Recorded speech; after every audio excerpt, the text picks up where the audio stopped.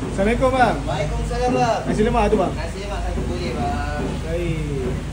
Lama tak datang sini bang? Itulah bang. Lama tak jumpa abang. Rindu bang. Rindu. Alamak sambal. Ayam boleh bang Ayam boleh tak kisah tu bang. Okey. Baik. Biasa memang potong kali lah? Biasa ayam kita memang potong lah. Senang sikit customer nak makan. Kacang timus pun boleh masuk bang? Boleh bang.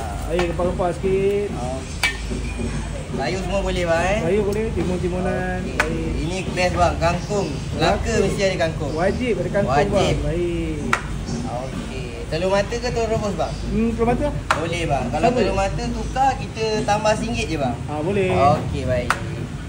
Macam ni nasi lemak biasa RM1 bang? Kalau nasi lemak biasa RM5. Kalau nasi lemak biasa dia tambah ayam RM10 bang. Pantau yang ni cili butter clam. Berapa ringgit ni bang? Macam ni kalau one set ni RM20 90 sen. RM20 je?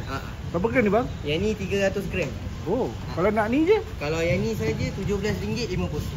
Kalau yang ni? Kalau yang ni RM6 bang. Baik ambil set tak? Betul, kena ambil one set lagi jimat. Buka pukul berapa? Buka 5 petang sampai 12 malam. Cuti? Cuti tak ada bang. Baik. Tak cuti? Tak ada cuti. Tak ada cuti? Kalau bukan tak ada cuti, kita jarang cuti. Memang tak ada cuti ke? Kalau nak cuti kita akan update dekat social media. Tak ada cuti? Tak nak cuti.